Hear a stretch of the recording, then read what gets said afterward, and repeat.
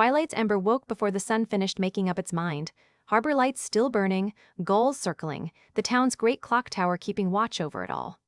On deck, a young woman named Alice C. Seagale held her suitcase, her toolkit, and one carefully wrapped clock. "There it is," she breathed. Her hand tightened around the handle. "Not fear, anticipation. My new beginning," she whispered. The ferry horn blew as the harbor rose to meet her. Alice C. Gale had crossed the water with one suitcase, one clock, and enough hope to overpack the sky. The gangplank dropped onto a dock already in motion, crates swinging, sailors shouting, signs pointing every new arrival toward the harbor office and business registration. Alice stepped off, thrilled, until she saw the line. A line, she said. Merchants, sailors, families, all waiting with papers in hand. Of course there's a line, Alice sighed. Inside, the clerk's desk was a small disaster of stacked forms. "Maren's still out? Mayor's office sent someone," the other replied. That someone strode in with a clipboard, a ledger, and far too many responsibilities for one pair of shoulders. "Good morning. Please form one line, not 3 interpretations of a line." At the desk, Corin arranged stamps, forms, and ink with brisk efficiency. Docking papers first, cargo declarations second, residency forms third. A sailor pushed forward the wrong page. This says cargo. It says fish. Fish is cargo. Not after 3 days in the sun. Stamp met paper with a clean, decisive crack. Alice watched from the line, quietly impressed by how fast he worked. When she finally reached the counter, Corin didn't look up. Name? Alice C. Gale. He studied her papers. Purpose of relocation? Clock repair, she said, bright as morning. Corin paused, not rude, just surprised. Clock repair. Yes, she said. He glanced toward the window where half a dozen clock shop signs crowded the skyline. In Twilight's Ember. That is where the clocks are, she said, unbothered. He wrote it down anyway. Ambitious. Thank you. Still writing, he added. That was not entirely a compliment.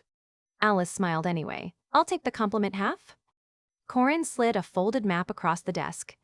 New residents receive a basic civic orientation. Sounds official. It is official, he said. The map marked it all out. Harbor office, clock district, town hall, the bakery, the tram stop, the great central clock tower. Corin tapped the eastern edge.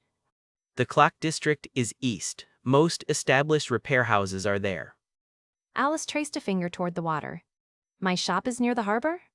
Near enough for foot traffic, Corin said. Near enough for salt damage. The stamp came down once more. Opening hours must be posted. Inspection within 7 days. Alice took the papers like they were made of something rarer than paper. Then I'm official? Provisionally official. I love provisionally, she grinned. Outside, Corin fell into step beside her, documents under one arm. I have to deliver these to town hall. Your shop is on the way. So this is a tour? This is an efficient route. A clockwork tram hissed and rang past the stop. Trams follow tower schedule, Corin said, like it explained everything. They passed the bakery, warm windows, fresh bread, a small black cat asleep in the glass. Useful, Corin said, if your morning collapses. Does that happen often? To people who skip breakfast, constantly. Ahead, town hall rose beside the central clock tower, civic workers weaving between them with papers and packages. Town hall manages permits, disputes, schedules, inspections, Corin said, and complaints about all of the above. Alice turned in place, delighted by all of it. Everyone knows where they're going. Yes, Corin said. Usually. The clock district opened up ahead of them, polished windows, hanging signs, apprentices ferrying gears between doorways. Alice slowed without meaning to. That's a lot of clockmakers.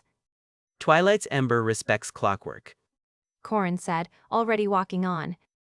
A wealthy customer swept into a shop marked Master Horologist, repairs by appointment. It also respects reputation. Corin added. Alice's grip tightened on her toolkit. Good, I'll build one. Corin glanced at her quietly, unmistakably surprised.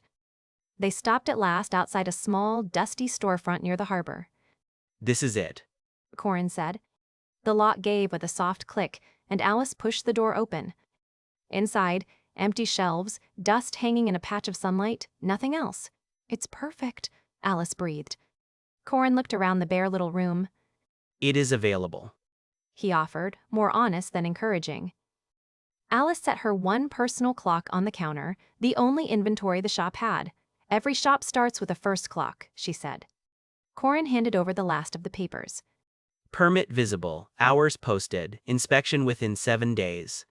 Yes, sir, Alice said. Please don't call me sir, I'm 18. Noted, official person. The next morning, Alice swept the dust of 100 empty days out the front door. She wiped down the window until the harbor shone through it clean. The permit went up first, official and a little crooked. Then the hours, lettered by hand, careful work, fair prices. She flipped the sign to open. Good morning, Twilight's Ember, she said, to no one in particular. Outside, the street went on without her. Trams, gulls, footsteps that never slowed. Later, Alice sat behind the counter, still smiling, just a little smaller now. Clock repair, she practiced quietly. Careful work, fair prices. No one answered, only a tram bell and gulls and the distant clock tower keeping time regardless. At sunset, she turned the sign from open to closed. Corin passed by on his way somewhere else and noticed the empty shop anyway. First day? First days are mostly for dusting, Alice said. He didn't pity her, he understood her. He pulled a folded notice from his things. The harbor office is short on runners. Harbor office seeks temporary runners, the notice read. Letters, parcels, civic notices, reliable pay. Alice looked from the paper to her quiet little shop. I'm a clock repairer. Then, Corin said, you understand punctuality. Alice stood outside her shop at dusk, notice in hand, the clock tower chiming somewhere behind her. Temporary, she said, just until the shop starts ticking. Somewhere out past the harbor, a courier's life was already waiting to introduce itself.